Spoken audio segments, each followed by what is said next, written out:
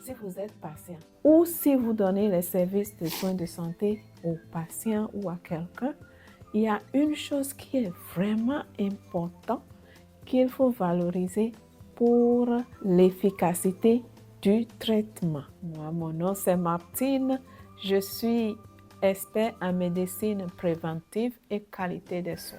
Déjà, de votre première visite à l'hôpital jusqu'au dernier moment de votre traitement, c'est important de pouvoir communiquer. Il est très important de communiquer, de bien communiquer avec votre médecin traitant. Et il est aussi important pour le médecin de pouvoir bien communiquer avec vous, quel que soit là où vous vous retrouvez.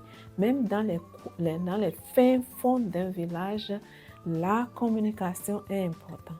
La qualité des soins est relative par rapport à ce qui est accessible à tout un chacun de nous. Mais il est nécessaire d'avoir une certaine complicité avec votre médecin général. L'autre chose, c'est de vous connaître. Comment vous vous ressentez? Qu'est-ce qui se passe avec vous? Qu'est-ce qui ne va pas? Même les petits trucs que vous pensez qui sont négligeables, c'est très important de les communiquer avec votre médecin. Par exemple, pour la petite histoire, un jour, j'ai amené une amie à l'hôpital, je vais dire. Elle avait des problèmes avec ses doigts. Elle n'arrive pas à fermer et former des points comme ça avec ses doigts, sa main. Et le médecin traitant ne savait pas.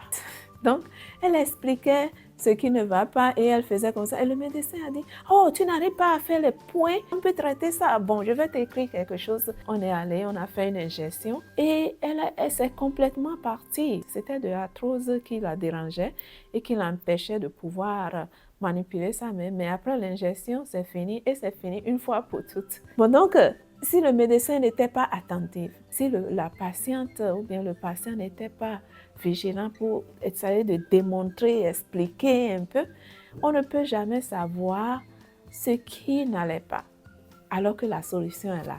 Donc, c'est vraiment important, quelles que soient les circonstances, d'avoir une certaine complicité avec vos médecins et de pouvoir leur parler de tout et de rien dans un langage très, très simple qu'ils peuvent comprendre. Parfois, c'est mieux même de parler votre langue maternelle, ce qui peut vous aider à mieux communiquer. Et si c'est nécessaire, vous demandez un interprète. Les médecins ne sont pas divins. Ils ont étudié et ils se sont spécialisés dans des domaines spécifiques et ils ne peuvent que vous traiter dans ce domaine-là. Ils ne sont pas les porteurs de toutes les connaissances.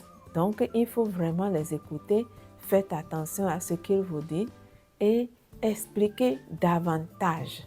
Les médecins ne sont pas détenteurs de votre guérison. Ils vont vous prescrire des médicaments.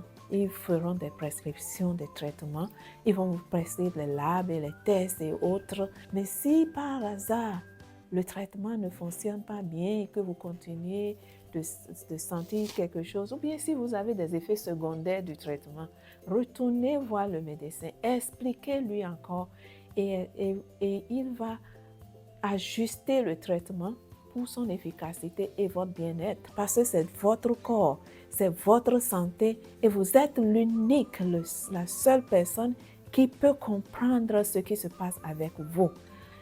Tant que vous n'arrivez pas à bien expliquer de façon explicite au médecin, ça peut lui être difficile de vous diagnostiquer et de vous prescrire des traitements efficaces. S'il vous plaît, communication, communication, communication, parce que c'est votre santé, votre vie et votre responsabilité. Personne ne peut vous décrire mieux que vous-même.